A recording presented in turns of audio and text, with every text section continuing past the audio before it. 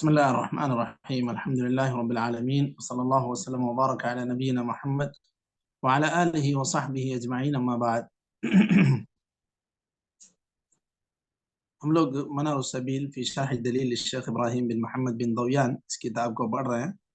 और इस किताब में हम लोग किताब सियाम पढ़ रहे हैं, जिसमें फसलुन फिल मुफ्तिरात हम लोग पढ़ रहे हैं. और ये हम हमारे हलक़ात के तरतीब के एतबार से हल्का नंबर 167 है, 167. जी, यहाँ से शुरू करना है. अत्तासिअ अल हिजामतु खासतन हाजिमन कान औ महजूमन. जी शेख शुरू करें. बिस्मिल्लाहिर्रहमानिर्रहीम। التاسع الحجامة خاصة حاجما كان أو محجوما نص عليه، وهو قول علي وابن عباس وأبي هريرة وعائشة رضي الله عنهم، وبه قال إسحاق وابن خزيمة قاله في الشرح لحديث أفطر الحاجم والمحجوم، رواه عن النبي صلى الله عليه وسلم 11 نفسا. قال أحمد حديث ثوبان وشداد صحيحان، وقال نحوه علي بن المديني. وحديث ابن عباس أن النبي صلى الله عليه وسلم احتجم وهو صائم، رواه البخاري منسوخ، لأن ابن عباس راويه كان يعد الحجام والمحاجم قبل مغيب الشمس، فإذا غابت احتجم، كذلك رواه الجوزجاني. العاشر إنزال المني بتكرار النظر، لأنه إنزال عن فعل في الصوم يتلذذ به، أمكن التحرز عنه، أشبه الإنزال باللمس، قاله في الكافي. لا بنظرة أشبه الإنزال أشبه الإنزال باللمس، قاله في الكافي. لا بنظرة ولا بالتفكر، لأنه لا يمكن التحرز منه، قاله في الكافي. الاحتلام لأنه ليس بسبب من جهته ولا باختياره، فلا يفسد الصوم بلا نزاع. ولا بالمذي أي بلا نزاع. بلا نزاع. ولا بالمذي أي لا يفسد الصوم بالمذي من تكرار النظر، لأنه ليس بمباشرة.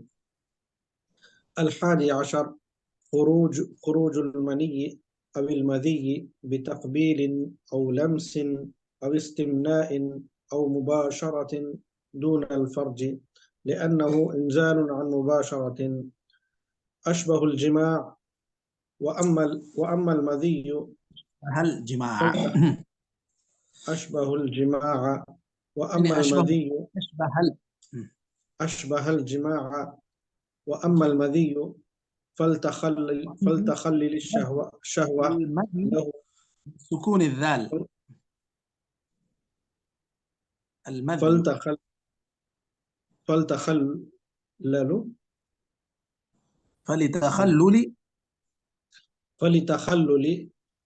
فلتخلل الشهوة له، وخروجه بالمباشرة، أشبه المني. وحجة ذلك أشبه المني.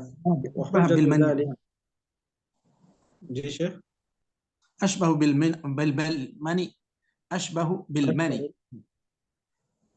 بالمني. وحجة ذلك إيماء حديث عائشة رضي الله عنها كان رسول الله صلى الله عليه وسلم يقبل وهو صائم ويباشر وهو صائم، ولكنه كان أملككم لإربه، رواه الجماعة إلا النسائي.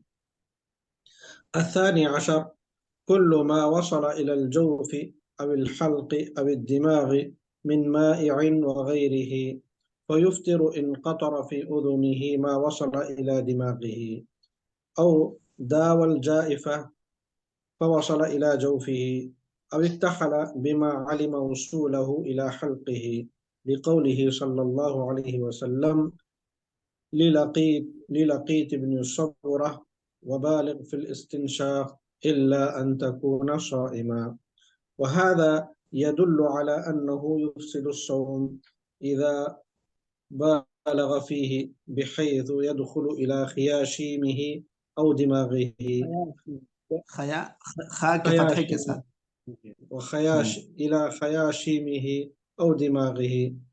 وقيس عليه ما وصل إلى جوفه أو دماغه. وروى أبو داود والبخاري في تاريخه عن النبي صلى الله عليه وسلم أنه أمر بالإثمد مروح عند النوم، وقال ليتقه الصائم، وإن شك في وصوله إلى حلقه لكونه يسيرا ولم يجد طعمه لم يفطر، نص عليه. لم يفطر. لم يفطر نص عليه. أو مضغ علكا أو ذاق علكا طعام أو علكا علكا. علكا أيوه. أو مضغ علكا أو ذاق طعاما ووجد الطعم بحلقه، فإن لم يجده بحلقه لم يضره، لقول ابن عباس: لا بأس أن يذوق الخل والشيء يريد شراءه. حكاه عنه أحمد والبخاري. وكان الحسن يمضغ الجوز لابن ابنه وهو صائم. ونقل عن أحمد كراهة مضغ علك. ورخصت فيه عائشة رضي الله عنها. قال في الشرح: أو بلع ريقه بعد أن وصل إلى ما بين شفتيه، أو بلع ريق غيره أفطر، لأنه بلعه من غير فمه أشبه ما لو بلع ماء. قاله في الكافي. ولا يفطر إن فعل شيئا من المفطرات ناسيا أو مكرها، نص عليه. وبه قال علي وابن عمر لحديث أبي هريرة مرفوعا: من نسي وهو صائم فأكل أو شرب فليتم صومه، فإنما أطعمه الله وسقاه. الجماعة إلا النسائي. فنص على الأكل والشرب وقسنا الباقي.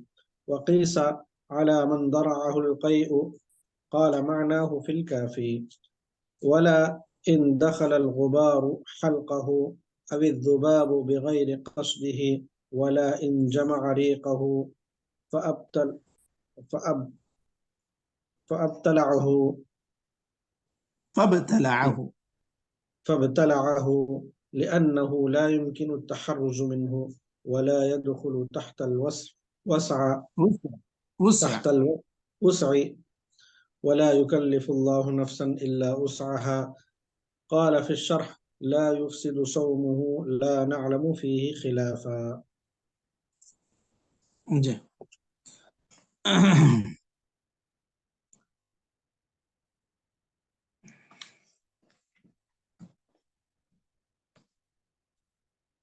بسم الله الرحمن الرحيم. الحمد لله رب العالمين، وصلى الله وسلم وبارك على نبينا محمد وعلى آله وصحبه أجمعين. أما بعد، ہم لوگ منار السبیل فی شرح الدلیل الشیخ ابراہیم بن محمد بن ضویان اس کتاب کو پڑھ رہے ہیں، اور اس کتاب میں ہم لوگ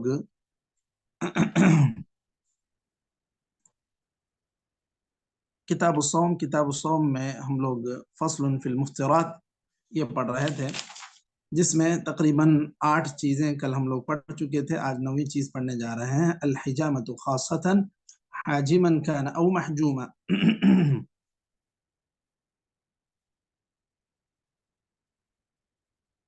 یہ ہمارا حلقہ نمبر 167 ہے، 167۔ حجامہ کہتے ہیں اصل میں خون، جو گندا خون انسان کے بدن میں جمع ہوتا ہے اس کو باہر کرنا۔ اس کو ہر دور میں ایک الگ طریقہ رہا ہے اس کو ہٹانے نکالنے کا۔ کبھی سینگ جو ہوتا تھا اس کو رکھ کے وہاں پر کچھ بلیڈ سے کاٹ کر اس کو رکھ کے کوئی ایک آدمی کھینچتا تو وہاں سے وہ گندا خون نکل آتا۔ یہ بھی ایک طریقہ رہا ہے۔ بعد میں جب ترقی ہوئی اس طب میں، اس علاج میں، تو ایسے کچھ کپ بنائے گئے جو جس کے اندر کھینچنے کی خاصیت رہتی ہے، اس کے منہ پہ کوئی ربر وبر لگا ہوتا ہے، تو بہت تیزی سے یعنی کہ گویا کہ وہ دباتا ہے بدن کو، یہاں تک کہ اس میں کا خون جو ہے وہ نچوڑ کر آ جائے۔ وہ کبھی پیٹھ میں لگاتے ہیں، کبھی گردن میں لگاتے ہیں، سر میں لگاتے ہیں، مختلف اعتبار سے لوگ لگاتے ہیں۔ اور حدیث میں اس کے تعلق سے حدیث بھی وارد ہے کہ اس کے اندر اللہ تعالیٰ نے شفا رکھی ہے۔ اللہ کے رسول صلی اللہ علیہ وسلم پچنا لگائے ہیں، صحابہ بھی لگایا کرتے تھے، یہ قدیم طریقہ علاج رہا ہے، اس دور میں بھی لوگ لگانے والے لگاتے ہیں۔ تو اگر کوئی آدمی پچنا لگاتا ہے، کپنگ کرتا ہے، تو کیا اس کا روزہ ٹوٹ جاتا ہے یا نہیں؟ یہاں پر یہ بات بتلائی گئی کہ اس کا روزہ ٹوٹ جاتا ہے، یہی حنابلہ کا موقف ہے۔ اور اس کے لیے دلیل کیا ہے؟ حدیث میں اللہ کے رسول صلی اللہ علیہ وسلم نے فرمایا افطر الحاجم والمحجوم، حدیث صحیح ہے، شیخ البانی نے اس حدیث کو صحیح قرار دیا۔ اور اس کے اندر وجہ کیا ہے، علت کیا ہے؟ یہ علت اس کے اندر اختلاف ہے۔ اب جو لوگ یہ کہتے ہیں کہ بھائی یہ اس کی وجہ سے روزہ ٹوٹ جاتا ہے، وہ یہ کہتے ہیں کہ جب آدمی کھینچتا تھا تو یہ ممکن تھا کہ اس کا روزہ ٹوٹ جائے، کیونکہ وہ خون جب چوسے گا، کھینچے گا، تو ہو سکتا ہے کہ ایک آدھ قطرہ اندر چلا جائے، اس وجہ سے۔ اور جس کا خون نکالا جا رہا ہے اس کا کیوں ٹوٹے گا؟ اس کا اس لیے کہ اسے کمزوری اس قدر لاحق ہوگی کہ اسے روزہ توڑنا پڑے گا، افطار کرنا پڑے گا۔ اس وجہ سے روزے کی حالت میں یہ پچنا لگانا روزہ توڑنے کا باعث بن سکتا ہے۔ اب جن لوگوں نے یہ کہا کہ نہیں یہ روزہ توڑنے کا سبب نہیں بنتا ہے، انہوں نے اس حدیث کی تعویل کی، افطر الحاجم والمحجوم کی تعویل کیا کرتے ہیں؟ وہ کہتے ہیں کہ اللہ کے رسول صلی اللہ علیہ وسلم کے کہنے کا مطلب کہ حاجم اور محجوم پچنا لگانے والا، جس کو پچنا لگایا جا رہا ہے، دونوں افطار کر چکے ہیں۔ اس کا مطلب یہ ہے کہ اب ان کی حالت اس حالت کو پہنچے گی کہ یہ لوگ خود افطار کر لیں گے، یعنی مطلب یہ خود اپنے آپ کو روزہ توڑنے کے کام کے قریب لے جا رہا ہے، کیونکہ خون بڑی مقدار میں نکالا جائے گا، اس وجہ سے وہ کمزور ہو جائے گا، کمزور ہونے کی وجہ سے پھر وہ روزہ توڑ لے گا۔ یہ کچھ تعویل کیے ہیں، لیکن صحیح بات یہ ہے کیونکہ آپ صلی اللہ علیہ وسلم نے افطر الحاجم کھلے الفاظ میں کہا کہ ان کا روزہ ٹوٹ گیا۔ دوسری بات، اللہ کے رسول صلی اللہ علیہ وسلم کے تعلق سے یہ بات وارد ہے کہ آپ صلی اللہ علیہ وسلم نے حالت احرام میں بھی پچنا لگایا، حالت روزے میں بھی لگایا۔ اب اس حدیث کی کچھ لوگ تعویل کرتے ہیں، کچھ لوگ اس کو صحیح بنیاد مانتے ہیں۔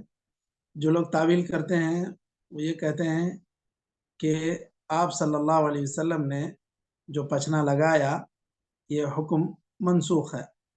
اس کی دلیل کیا ہے منسوخ ہونے کی؟ حضرت ابن عباس رضی اللہ عنہ اس حدیث کے راوی ہیں، وہ یہ کہتے ہیں کہ آپ صلی اللہ علیہ وسلم روزے کی حالت میں پچنا لگائے، لیکن وہ خود ان کا عمل کیا کہتا ہے؟ وہ یہ کرتے ہیں کہ جو بھی پچنا لگانے والا تھا اس کو مغرب سے پہلے تیار رہنے کے لیے کہتے ہیں، مغرب کے بعد آپ لگاتے۔ تو اس کا مطلب یہ ہے کہ خود حضرت ابن عباس رضی اللہ عنہ حالت صیام میں، روزے کی حالت میں پچنا نہیں لگایا کرتے تھے، اسی سے دلیل لی جاتی ہے کہ یہ حدیث منسوخ ہے۔ اب صحیح بات تو یہ ہے کہ آپ صلی اللہ علیہ وسلم نے جب کہا افطر الحاجم والمحجوم تو روزہ ٹوٹ جاتا ہے، پچنا لگانے والے کا بھی، جس کا پچنا لگایا جا رہا ہے اس کا بھی۔ اب اس کے اوپر ایک قیاس جو لوگ کرتے ہیں کہ قیاس کہ آپ جیسے خون نکالا جاتا ہے پچنا لگانے میں، اگر ایسا خون جو بلڈ ٹیسٹ کے لیے لیتے ہیں، اگر اس طرح خون نکالا جائے تو کیا وہ روزہ اس آدمی کا ٹوٹ جائے گا جس کا خون نکالا جاتا ہے یا نہیں ٹوٹے گا؟ اب جن لوگوں نے پچنے پر قیاس کیا اس کو کہ آپ صلی اللہ علیہ وسلم نے جب زیادہ خون نکالنے کی وجہ سے روزہ ٹوٹنے کی بات کہی کمزوری کی وجہ سے، تو اس میں بھی چونکہ خون نکالا جاتا ہے اس لیے روزہ ٹوٹ جاتا ہے۔ اب شوگر ٹیسٹ وغیرہ کے لیے جو صرف ایک قطرہ وطرہ لیا جاتا ہے اس کی اجازت دی گئی ہے کہ وہ اس سے نہیں ٹوٹتا، کیونکہ بہت مختصر مقدار میں وہ لیا جاتا ہے۔ شیخ البانی وغیرہ کہتے ہیں کہ خون لینے سے یا خون نکالنے سے روزہ نہیں ٹوٹتا۔ یہ حجامہ کی بات تو واضح ہے، حجامہ کا عمل آج تک بھی ہے، پہلے بھی تھا، اس کے اندر نص سے صریح ہے، حدیث سے ثابت ہے کہ آپ صلی اللہ علیہ وسلم نے کہا ٹوٹ جاتا ہے اس لیے ٹوٹے گا۔ باقی یہ قیاس کی بنیاد پر کہ بلڈ دینے پر ٹوٹ جائے گا یا نہیں، تو اس کو قیاس نہیں کیا جائے گا، جیسا کہ شیخ البانی وغیرہ کی رائے ہے۔ اب یہ پچنے کا ایک اور طریقہ ہے مشائخ، جیسے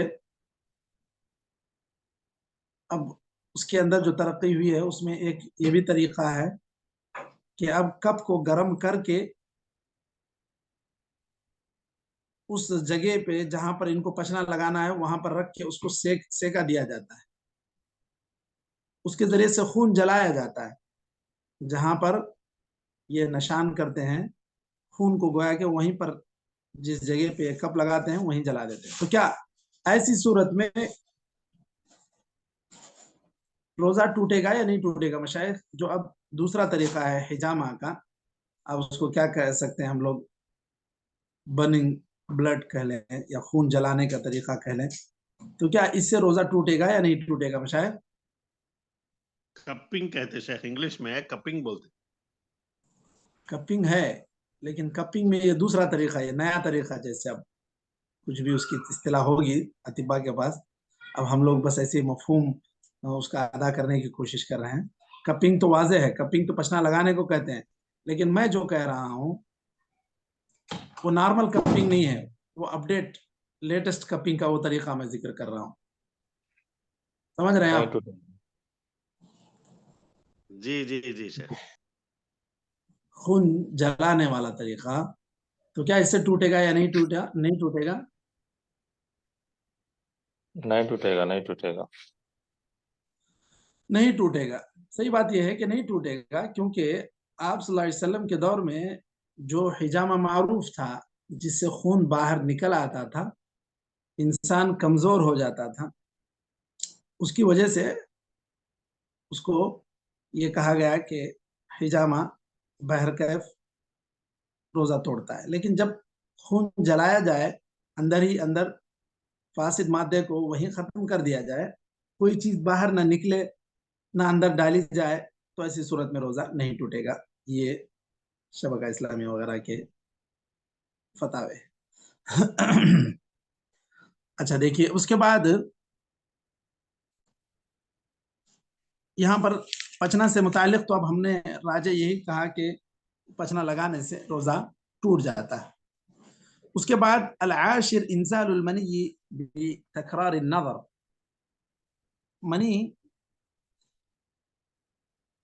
بار بار دیکھنے سے منی کا اخراج ہونا۔ کیا دیکھنا، کیا مطلب ہے مشائخ؟ کیا دیکھنا، کیا مطلب، کیسے، کیا شکل ہوگی اس کی؟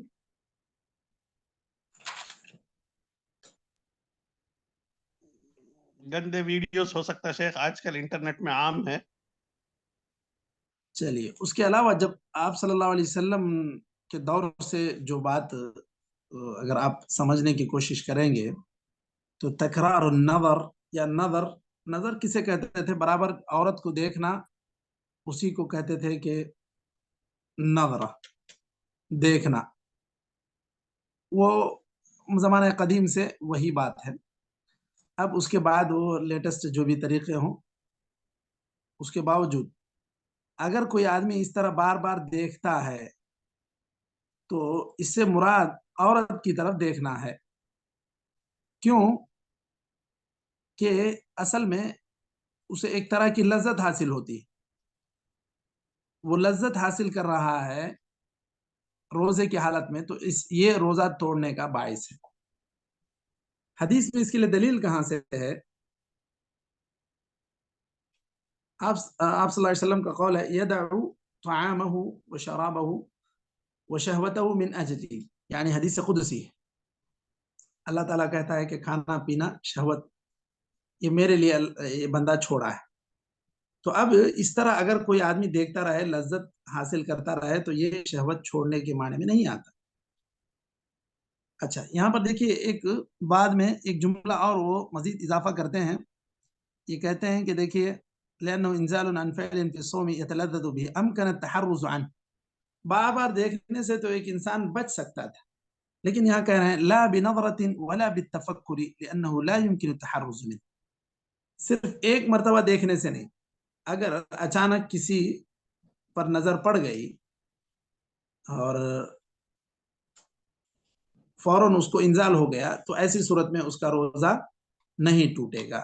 کیوں مشائخ، کیوں کہہ رہے ہیں کہ نہیں ٹوٹے گا ایک نظر سے؟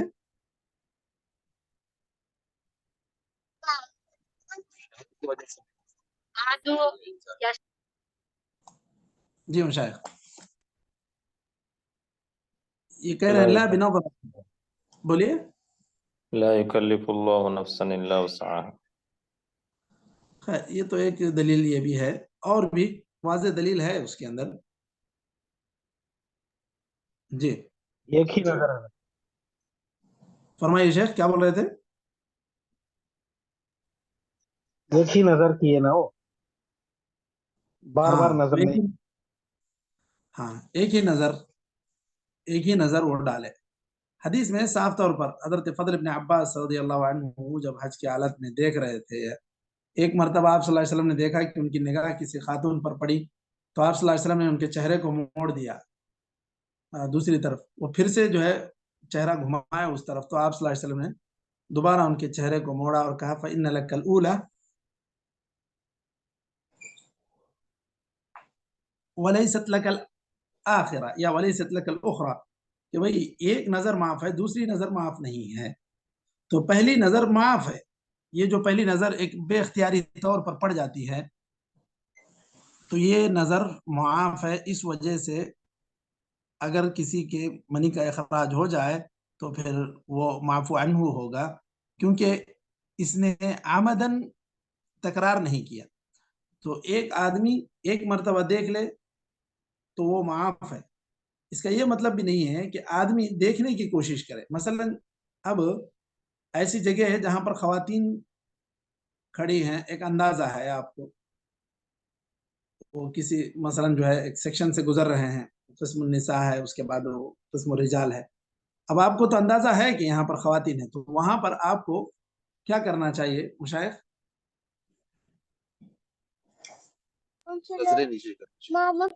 ہاں، نظریں نیچے کر کے آگے بڑھنا چاہیے۔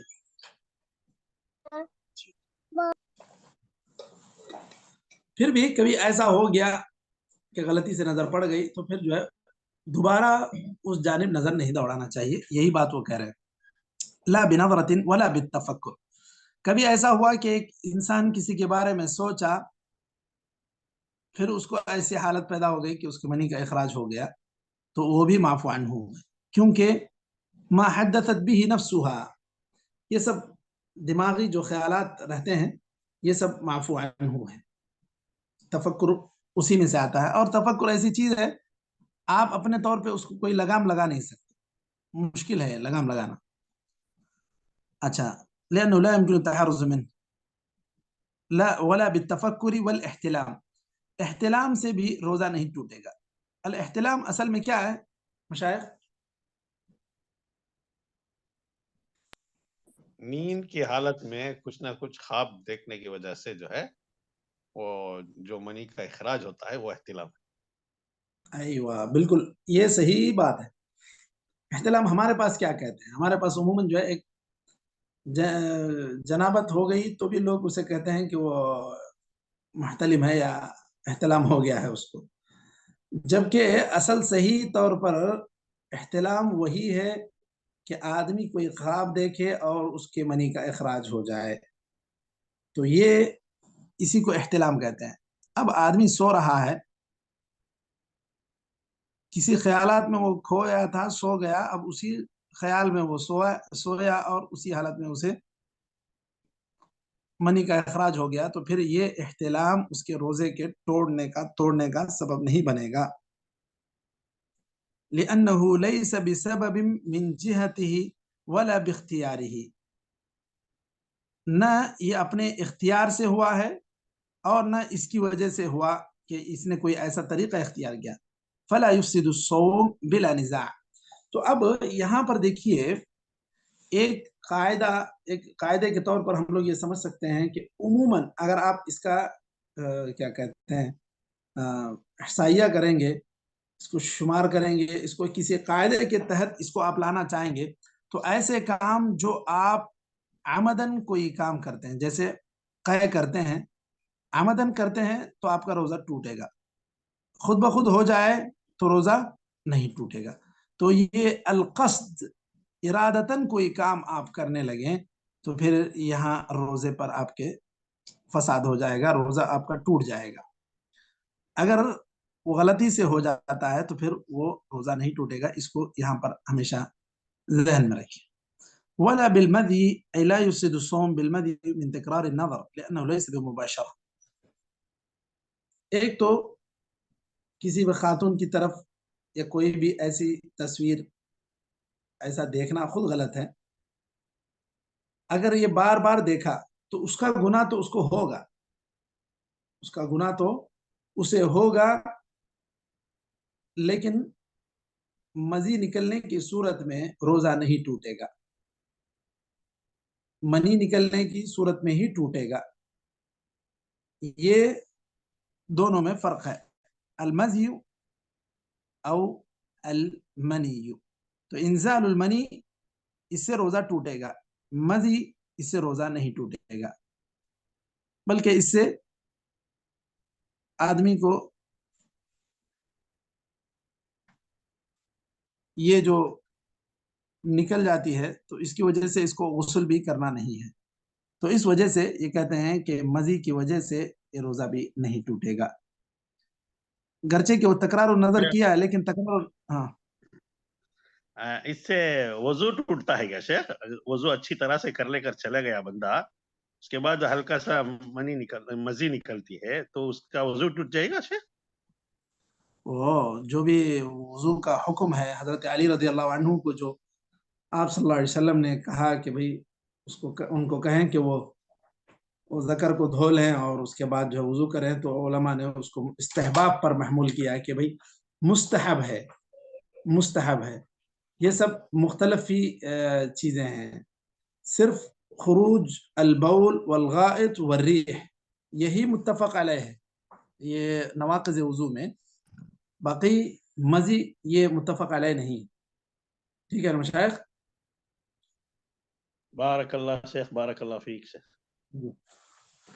اس کے بعد دیکھیے 11واں روزے کو توڑنے والا سبب یہ کہہ رہے ہیں خروج المنی اب المدی بتقبیل او لمس او استمناء او مباشرت دون الفرج، منی کا اخراج مزی سے یا مزی کا اخراج بوسہ دینے سے یا چھونے سے یا مشت زنی کرنے سے یا مباشرت کرنے سے، یہ اس صورت میں روزہ ٹوٹ جائے گا، خواہ وہ فرض میں کرے یا اس کے علاوہ جگہ میں کرے، دونوں ہی صورتوں میں روزہ ٹوٹے گا۔ کیوں؟ لأنه انزال عن مباشرت اشبہ الجماع، یہ کہہ رہے ہیں کہ بالکل یہ گرچہ کہ پوری طرح وہ جماع نہیں کیا لیکن یہ جماع کی ایک کیفیت اس کے اندر پیدا ہوئی، وہ جو شہوت کا کام ہے یہ کیا اور اس کی وجہ سے اس سے منی کا اخراج ہوا، یا پھر ایسی حرکت کیا جیسے مشت زنی وغیرہ کی بات ہے، تو ایسی صورت میں بھی وہ لذت حاصل کرنے کی کوشش کرتا ہے، حالانکہ حدیث میں کیا بات ہے، یدع طعامہ وشرابہ وشہوتہ، یہ ساری چیزیں چھوڑنا ہے، کھانا پینا شہوت یہ ساری چیزیں چھوڑنا ہے، تو یہ چیزیں نہیں چھوڑا تو اس لیے اس کا روزہ ٹوٹے گا۔ اچھا، وَأَمَّا الْمَذْيُ، حالانکہ دیکھیے اس سے پہلے انہوں نے ذکر کیا کہ اگر مزی نکل آتی ہے صرف دیکھنے سے تو اس میں روزہ نہیں ٹوٹے گا، انہوں نے کہا تھا، لیکن جب ایک ایسا کام کرے جو شہوت کو ابھارنے کا سبب بنتی ہے تو ایسی صورت میں مزی بھی روزے کو توڑنے کا سبب بنے گی، جب آدمی مباشرت کرے۔ وہ کیا ہے؟ دیکھیے فَلِتَخَلُّلِ الشَّهْوَةِ لَهُ وَخُرُوجِهِ بِالْمُبَاشَرَةِ، ایسے ہی صرف دیکھنے سے نہیں بلکہ وہ کچھ حرکت ایسی کیا جس کی وجہ سے شہوت پیدا ہوئی اور یہ گویا کہ منی نکلنے کی طرح اس کو لذت سے یہ چیز نکل آئی۔ اور اس کے لیے دلیل بھی کیا دیتے ہیں؟ حضرت عائشہ رضی اللہ عنہا کی حدیث ہے، فرماتے ہیں کہ وہ فرماتی ہیں آپ صلی اللہ علیہ وسلم روزے کی حالت میں بوسہ لیتے تھے اور مباشرت بھی کرتے۔ مباشرت کا مطلب یہ ہے کہ وہی آدمی پوری طرح جس طرح جمع کرتا ہے ایسی کیفیت نہیں، صرف ایسا بوس و کنار جس کو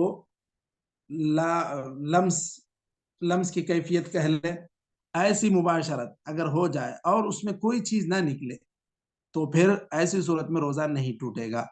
اسی لیے حضرت عائشہ کہتے ہیں وَلَكِنَّهُ كَانَ أَمْلَكَكُمْ لِإِرْبِهِ، اپنے آپ پر قابو رکھتے تھے، ایک دم ان کنٹرول ہونا ایسی کیفیت نہیں ہوتی تھی۔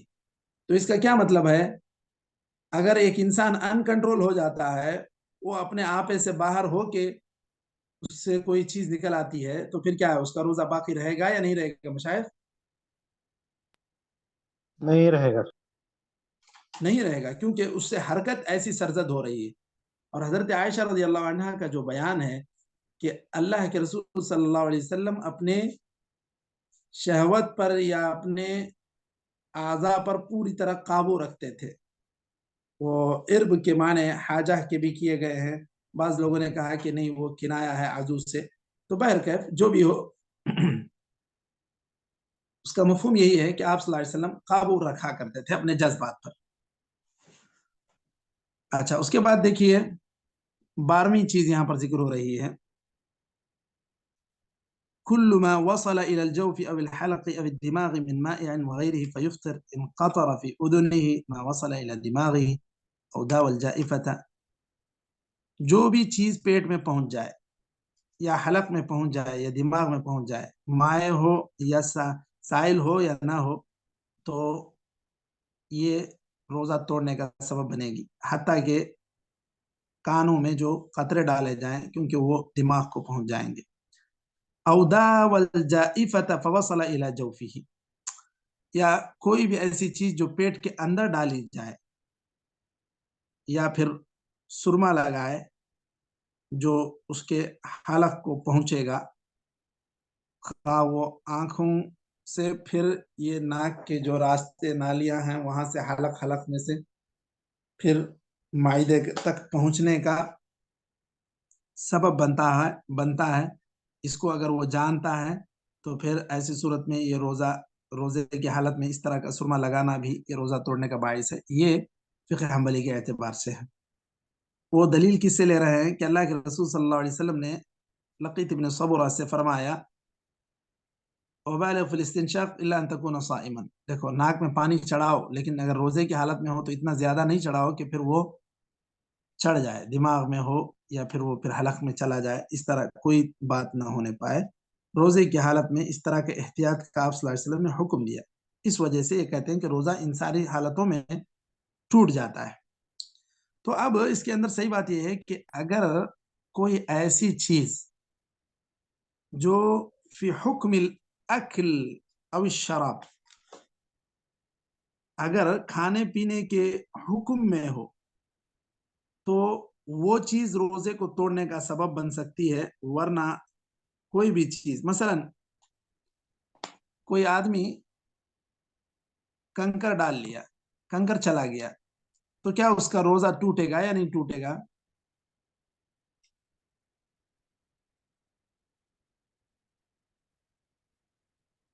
जी मशाइख, कंकर कंकर चला गया उसके मुंह में, कंकर डाल लिया वो, तो क्या नहीं उसका टूटेगा, रोजा टूटेगा? हाँ, नहीं टूटेगा। नहीं टूटेगा। अच्छा अच्छा, चलिए, क्यों नहीं टूटेगा? मुगज़्ज़ी नहीं है वो ना, उसकी भूख मिटती क्या उससे? हाँ, यही फर्क है। जो भी मुगज़्ज़ी है, जिसको इंसान ग़िज़ा बनाता है, आप फिर कोई वही फली का दाना डाल लिए, आप वही कोई और चीज डाल लिए, तो फिर ये तो बिल्कुल बिल इत्तेफाक टूट जाएगा, क्योंकि वो एक ग़िज़ा है। दाल का दाना डालिए, ये जो चीज है, जो कंकर है या ऐसी कोई चीज, तो ये रोजा तोड़ने का बायस नहीं बनेगी। यही शेखुल इस्लाम इब्न तैमिया वगैरह का मौक़िफ़ है। अब इन्होंने जो दिमाग में चढ़े या फिर मायदे में जाए, हर सूरत में रोजा टूटेगा, इन्होंने जो बात कही है ये भी राजिह नहीं है। दिमाग में कोई चीज जाए, मसलन जो कतरतुल आइन कहते हैं या कतरतुल अनफ कहते हैं, ये जो ड्रॉप्स डालते हैं, इससे भी रोजा नहीं टूटता है, यही सही फतवा है। तो इन्होंने जो दिमाग का इजाफा किया है, या इसी तरह इन्होंने कहा कि जाइफा, जाइफा कहते हैं पेट के अंदर कोई चीज दाखिल हो जाए, उसको कहते हैं अल जाइफा। जैसे किसी ने कोई लकड़ी चुबा दी पेट में, इसका अब इलाज कर रहा है, तो फिर उससे रोजा टूट जाएगा। यहाँ से हम लोग दोबारा कल इसकी वजाहत करते हैं 12वें नंबर की, क्योंकि वक्त बिल्कुल इस मीटिंग का खत्म हो रहा है। नक्तफी बिहज़ल क़दर, सल्लल्लाहु अलैहि वसल्लम अला नबीना मुहम्मद व अला आलिहि व सहबिहि अजमईन। जज़ाकुमुल्लाहु खैरन। अस्सलामु अलैकुम व रहमतुल्लाहि व बरकातुहू।